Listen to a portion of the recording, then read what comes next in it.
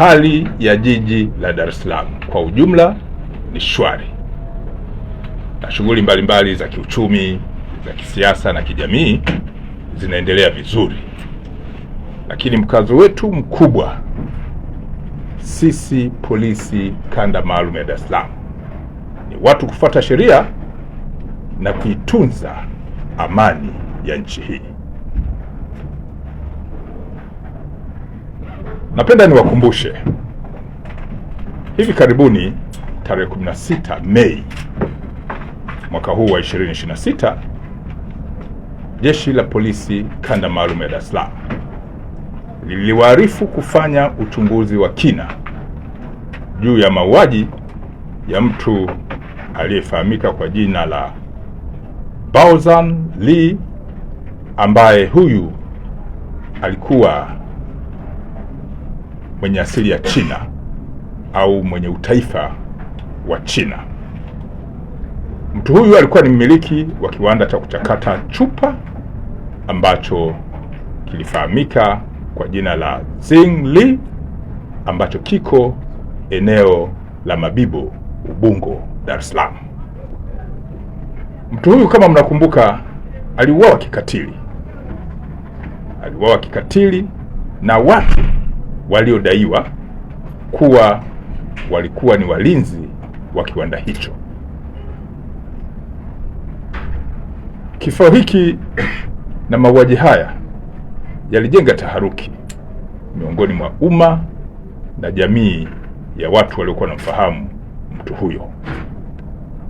Jeshi la Polisi kanda maalum ya Dar es Salaam liliahidi kufanya uchunguzi wa kina,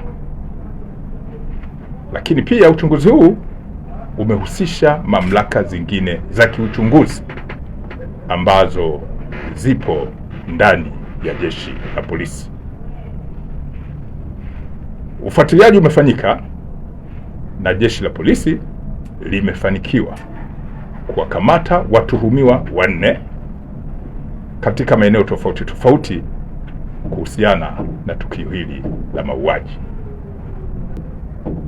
Watuhumiwa hao wote 4 baada ya kukamatwa wamehojiwa kwa kina kwa kuzingatia mifumo ya kisheria, na wamekiri kula njama kwa pamoja, baadaye wakamvamia usiku, kumshambulia na baadaye kumuua mtu huyo, baada ya kuwa wamemwibia kiasi cha pesa, kwa mujibu wa wao, kiasi cha pesa cha shilingi milioni 9.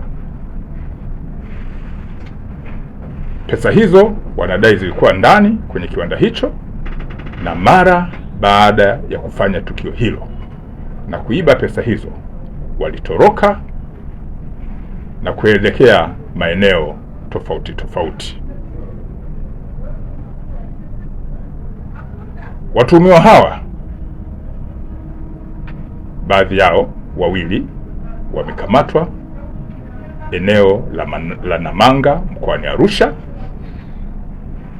na wengine 2 wamekamatwa eneo la Mabibo hapa jijini Dar es Salaam kwa siku tofauti tofauti.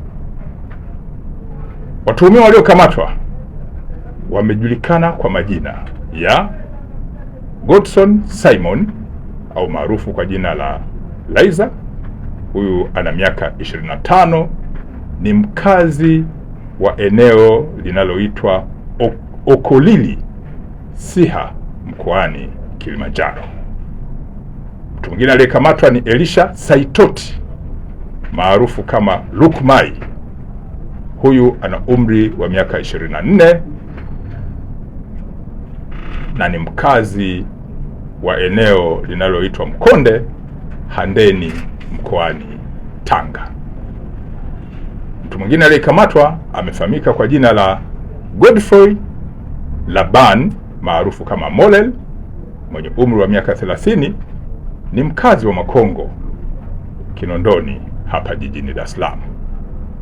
Mtu wa mwisho aliyekamatwa amefahamika kwa jina la Godson Pinel maarufu kama Isika, mwenye umri wa miaka 24, naye ni mkazi wa Kigamboni, jijini Dar es Salaam.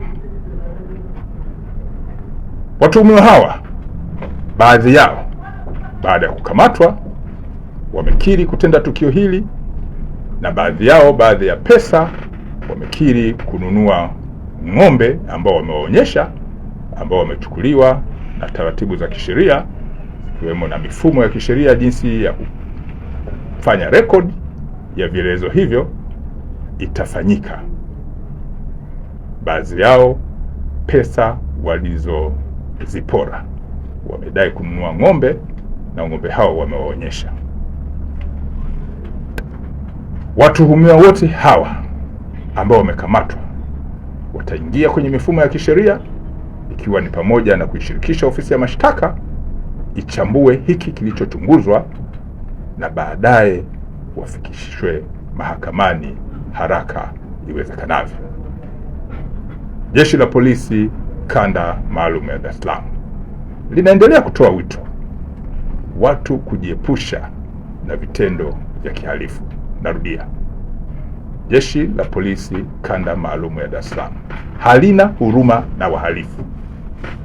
Narudia, Jeshi la Polisi Kanda Maalum ya Dar es Salaam halina huruma na wahalifu.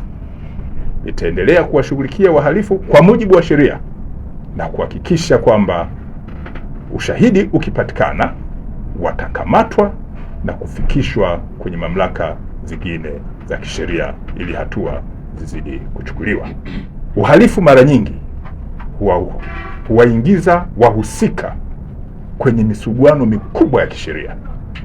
Narudia, uhalifu mara kadhaa huwaingiza wahusika kwenye misuguano mikubwa na mikali ya kisheria.